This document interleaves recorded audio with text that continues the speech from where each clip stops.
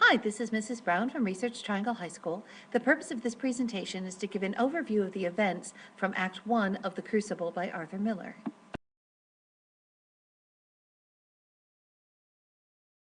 The act opens with everyone concerned about Betty Paris. Betty is sick in bed, will not move, eat, or respond to anyone, talking to her, shaking her, trying to get her to sit up. And we learned that she fell sick after her father discovered her and several other girls dancing out in the woods in the middle of the night.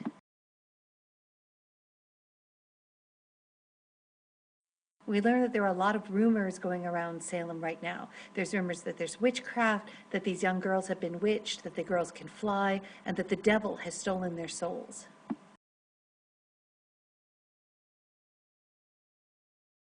Paris, who is the minister in town and Betty's father, has some interesting reactions. First, he's got all of these people who are coming over to his house, part out of curiosity and part because he is the minister and they're coming to him for answers and for comfort. He's worried about his little daughter, who seems to be sick with this disease and that illness that no one can figure out why. He's also very concerned about his job because with these rumors of witchcraft happening in his own household, he's worried that people who already don't like him very much may try to fire him as the minister now.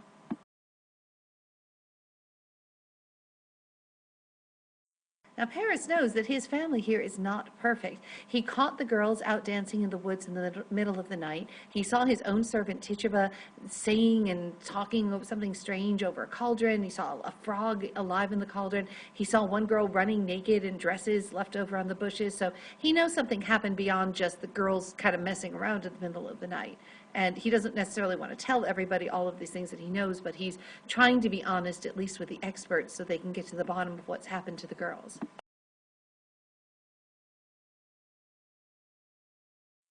We learned that this is a place with a lot of jealousies and factions. Factions are like little cliques, like little parts and groups that don't like each other and that hang out together and kind of get into fights over things. We learned that Ann Putnam is really jealous of Rebecca Nurse because Rebecca Nurse has this huge healthy family and Ann Putnam's children have all died very young except for one. We learned that Thomas Putnam has some grudges against Giles Corey, that they fought over who owns which pieces of land in the town. We know that Abigail is still in love with John Proctor and would love to continue this affair, and we learned that the other girls are really afraid of Abigail, that she seems to be in control of them and she threatens them and gets them to do whatever she says.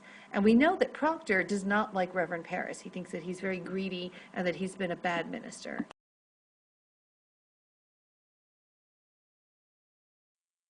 So as it looks clearer that everyone's going to soon know the truth about Abigail, that she was out dancing in the middle of the night, she gets really nervous and starts blaming everything on Tituba. She knows that Tituba is a slave, that Tituba has no power in the household, that no one will take Tituba's word over Abigail's. So Tituba's kind of a convenient person to throw this all on. And she starts saying that Tituba made her do this, that she's made her do all these bad things that Abigail's been accused of anyway, and made the girls all sneak out and do the dancing and the charms. Now, Tituba is caught completely off guard by this. She knows she hasn't really done anything wrong. Well, maybe she shouldn't have been out with the girls in the middle of the night, but she knows she hasn't done anything to try to hurt anybody. She gets scared, though, for her life when they start taking her out and talking about taking her out and hanging her on the spot. So in order to protect herself, she comes up with this false confession. And she starts saying what they want her to say. There were other people who were witches. And when they start pressing her, saying, really, which other people? She decides to try to call out the names of several women that she knows are already kind of outcasts in Salem. And as Abigail sees that Tituba is getting off the hook and that everyone's starting to rally around Tituba and tell her how wonderful she is and how they'll protect her, Abigail decides that this is also her ticket out. And so she also pretends to confess to witchcraft and starts calling out names. And this is what finally cures Betty Proctor, who in a dramatic moment rises up from the bed, joins in Abigail and Tituba in crawling out the names of women that she said she saw with the devil. And all of the people in the room think that this means that the spell is broken, that the girls are all telling the truth, and the adults now are completely convinced that there are witches all over Salem that they're going to have to go out and find.